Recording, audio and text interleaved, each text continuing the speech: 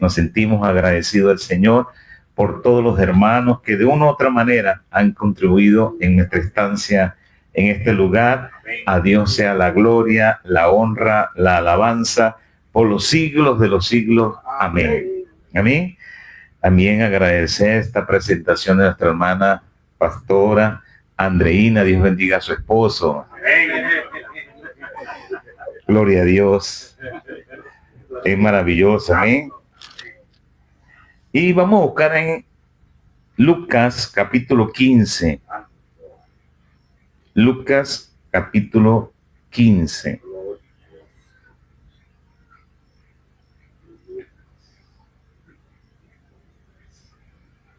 Lucas capítulo 15. Versículo 21. Lucas capítulo 15, versículo 21. ¿Lo tiene? Vamos a leer la palabra del Señor en el nombre del Padre, del Hijo y del Espíritu Santo. Amén.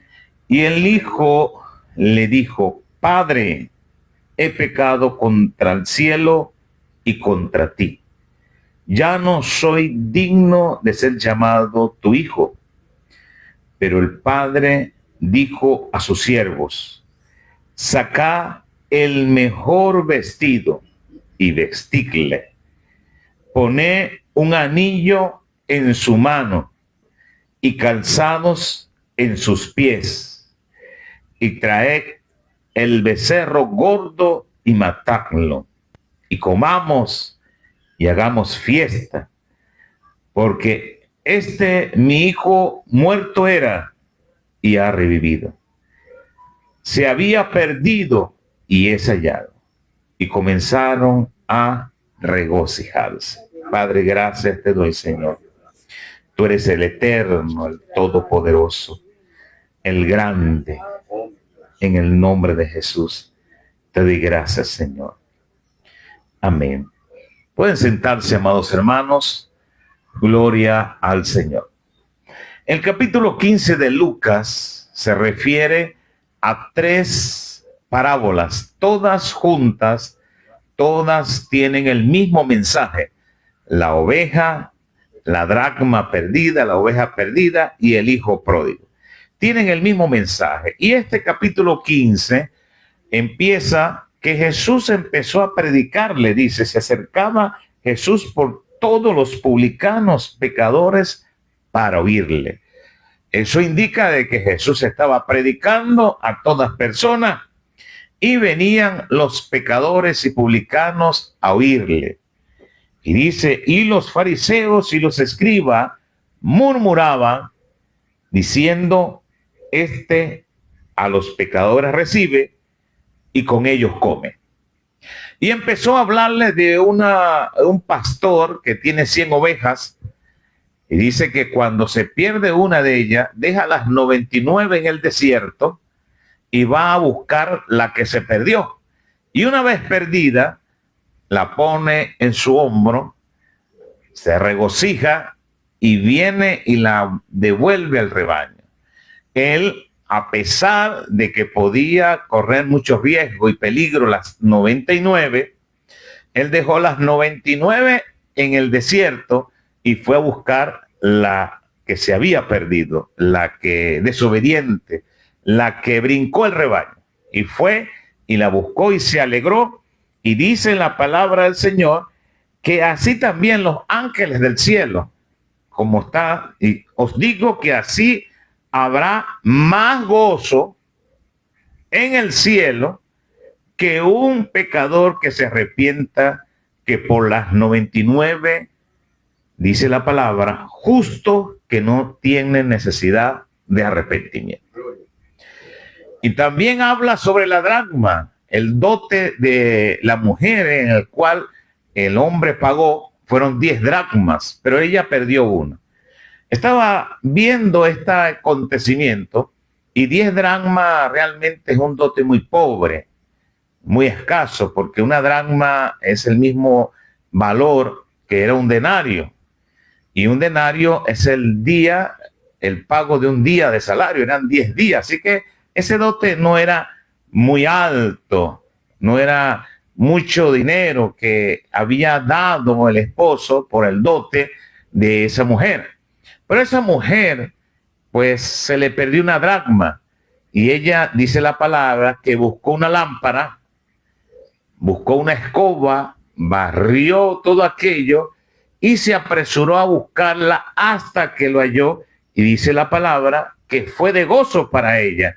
Y dice, así os digo que hay gozo delante de los ángeles de Dios por un pecador que se arrepiente. No solamente alguien se alegra por la pérdida comercial de una empresa y que se recupere, o para la recuperación de una familia, pero acá un hijo. ¿Cómo duele un hijo? No es un animal, no es algo de valor como estas dos anteriores de la dracma y de la oveja perdida, sino la de un hijo.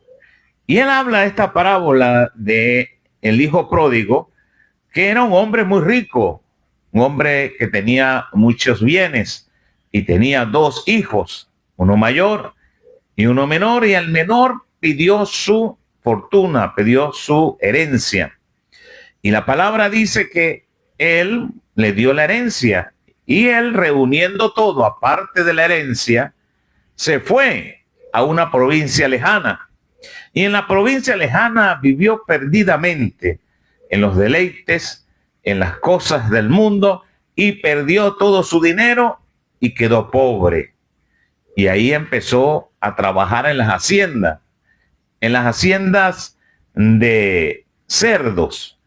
Y ahí me llama la atención algo, porque yo pedía al Señor, ¿dónde fue ese muchacho? Porque en Israel no apacientan cerdos, no crían cerdos. Y me llama la atención en Decápolis, cuando Jesús salió de Capernaum y cruzó el lago de Galilea al otro extremo, es una provincia o una ciudad llamada Decápolis, que eran 10 ciudades, de las cuales 10 ciudades, una era Gadara. Y ahí en Gadara, a orillas del río, a orillas de ese lago de agua dulce, el lago de Galilea, cuando llega allá, dice que la historia que Lucas comenta, habla que había un endemoniado en Gadara, que iba por todos lados, querían amarrarlo y rompían las cadenas, algo metálico, que lo sujetaban como nada, vivía en los sepulcros. Y él estaba allí, ese hombre, y era un tormento para la gente de Gadara. Y cuando llegó Jesús, él le dijo, no es tu tiempo. El demonio que estaba adentro de aquel, que era legiones, y el Señor lo libertó. Y yo decía, Señor, este hijo pródigo es el endemoniado de Gadara. Y el Señor me lo afirmó. Vemos como este hombre, que estaba totalmente atormentado, y este hijo pródigo deseaba comer la comida que comían los cerdos. Y solamente una persona que esté loca, que esté en condiciones psiquiátricas mal, en una mente totalmente reprobada, puede desear lo que coma un cochino, porque el alimento de los cochinos es totalmente grasoso, totalmente malo para nosotros los humanos comer. Como alguien, y yo en mi mente decía, aquí tiene que haber una similitud, aquí tiene que haber una historia más real. Y la palabra nos enseña allí que cuando Jesús reprende aquella legión que estaba en aquel hombre, aquellos le pidieron permiso para los cerdos, y aquel hato de cerdos se cayó y se abalanzó sobre un despeñadero, y se murió todos aquellas personas aquellos cerdos que estaban ahí. Y dice la palabra que la gente lo quería sacar de sus contornos, viendo todo lo que había pasado, viendo que el hombre estaba en su juicio cabal, vestido y limpio. ¿Dónde tenía esa ropa? ¿Era de algún discípulo, de algún apóstol? y aparte lo tuvieron que bañar en la orilla del lago de Galilea, y estaba en su juicio cabal, adorando al Señor. Cuando ellos vieron eso, tuvieron temor. Pero lo que tremendo es que él le dice, Señor, yo te voy a seguir. Jesús le dice, no, anda tu padre, te está esperando. Anda tu padre y cuéntale lo que Dios ha hecho contigo. No me sigas. Cuéntale a tu padre lo que tú has pasado en esta vida. Y dice la palabra, en el hijo pródigo, nos dice claramente que volviendo en sí, levantó su rostro. Quiere decir que esta persona también estaba endemoniada, y dice la palabra que él volvió en sí y dijo, ¿cuántos jornaleros en casa de mi padre tienen abundancia de pan y yo aquí perezco de hambre? Ahí se entendió de que no lo querían en ese lugar y se fue a la casa de su padre. Y aquí está viendo el dolor que representa la pérdida de un hijo, que lo consideran que estaba muerto prácticamente, desaparecido. Y cuando lo ve de lejos, el padre, ya lo mandan a buscar y le dice, levantándose, vino a su padre. Y cuando aún estaba lejos, lo vio su padre y movido a misericordia, dice la palabra, y corrió y se echó sobre su cuello y le besó. Aquel encuentro, no sé si ustedes pueden ver alguna historia donde alguien recupera, pero es lo mismo de aquel pastor que perdió su oveja, de aquella mujer que perdió a la dracma, y viendo de lejos al hijo, corrió. No esperó que el hijo llegase hacia él, sino que el padre fue a correr hacia su hijo, al encuentro de su hijo, se abalanzó sobre su hijo, lo abrazó y lo besó, hermano. Esto es una emotiva. Si hay una película, yo soy muy llorón, si hay una película, yo lloro aquí. No sé qué estaba este padre orando, o no sabemos cuántas cosas pasó por la mente del padre, que yo me imagino que en su mente dice, ya está perdido, ya no vale, ya está muerto, seguro que ya murió, pero al verlo fue movido a misericordia. Fue movido a misericordia. Y cuando alguien es movido a misericordia, hace cosas hermosas y preciosas. Amén. La iglesia, amados hermanos, es como también la oveja perdida, aquel pastor. Todos nosotros los que estamos en este lugar como pastores, debemos entender que podemos dejar 99 ovejas aquí e irlas a buscar, la que no se congrega o la que no está dentro de la iglesia, y visitarla. No solamente eso, sino que también aquella mujer representa a la iglesia, que tiene que buscar una lámpara, que es la presencia del Espíritu Santo, tiene que limpiar la casa, ¿verdad? Asearla, aleluya, para que pueda la iglesia ir a buscar esa dracma que estaba perdida.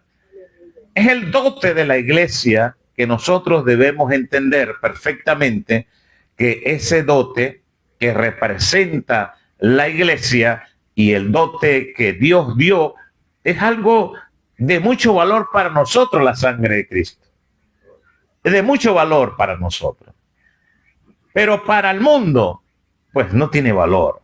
Y aquella mujer no tenía un dote muy alto para otros, pero ella se consideraba que ese dote era muy valioso para ella, porque para otros la sangre de Jesús no es nada, pero para nosotros la sangre de Jesús tiene poder.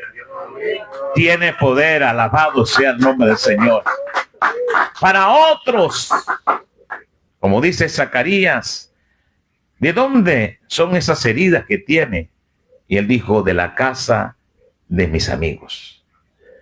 y pesaron el valor de su vida y pusieron 30 monedas de plata. Para otros tiene valor de monedas. Para nosotros no tiene valor. Es incalculable. El valor que representa la sangre que derramó nuestro Señor en la cruz del Gólgota. Eso no tiene ni un precio que nosotros lo podamos pagar, porque es aquella valor precioso que nosotros éramos, aleluya. Es lo que toda la iglesia cuesta, el valor de la vida y la sangre de nuestro Señor y Salvador Jesucristo. Por eso, acá, amados hermanos, está el Padre, ahora como familia. Y el Padre, aleluya, no solamente los ángeles hacen fiesta, no solamente por aquellas parábolas de la oveja perdida y de la dracma perdida, sino aquí hace una historia dándole a entender a los fariseos que los pecadores y los publicanos también tienen derecho porque son hijos de Dios. Mientras haya hálito en nuestro aliento de vida, todavía hay esperanza de salvación. ¿Cuántos lo creen? ¿Cuántos alaban su nombre? ¿Quién es el que vive? Y a su nombre, denle un fuerte aplauso, Señor.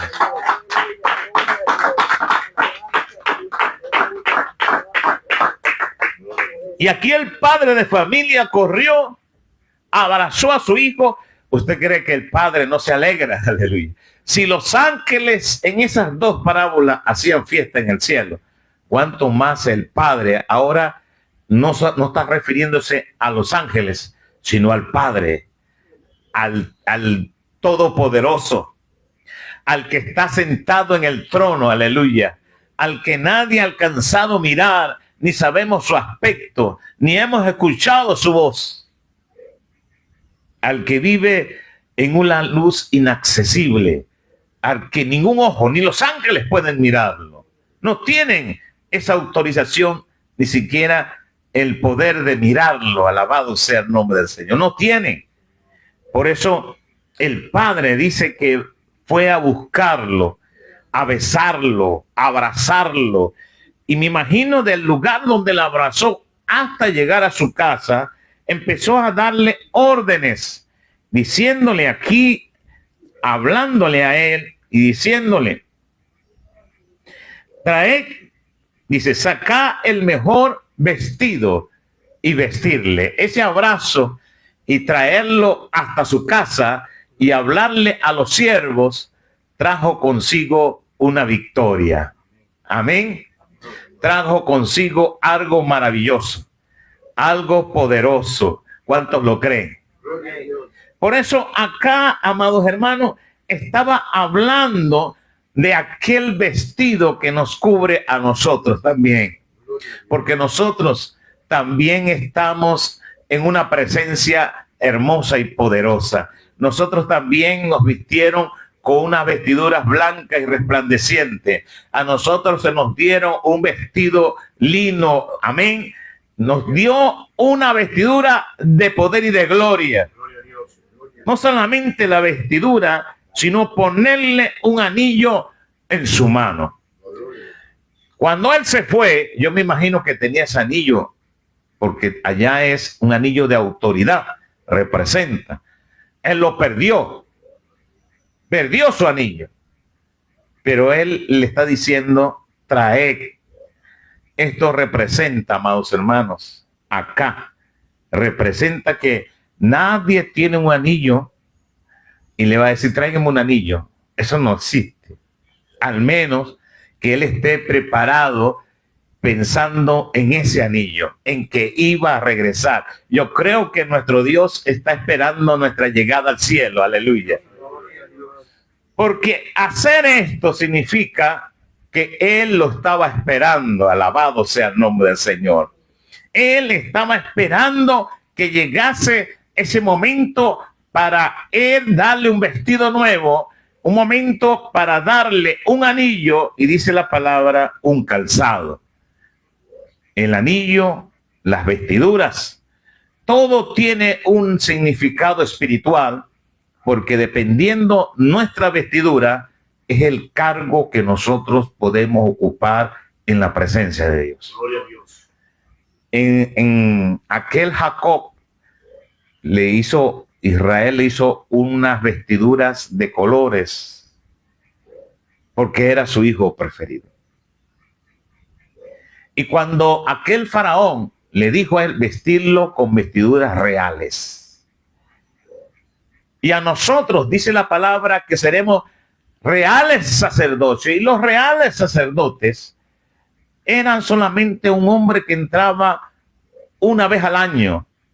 Y la vestidura del real sacerdote eran de hilo de oro. Así que eran vestiduras especiales para el sacerdocio. Y aquí vemos cómo le está diciendo, traigan el mejor vestir y vestirlo. Y el zapato, el calzado, habla del evangelio. Habla el apresto del evangelio de la paz.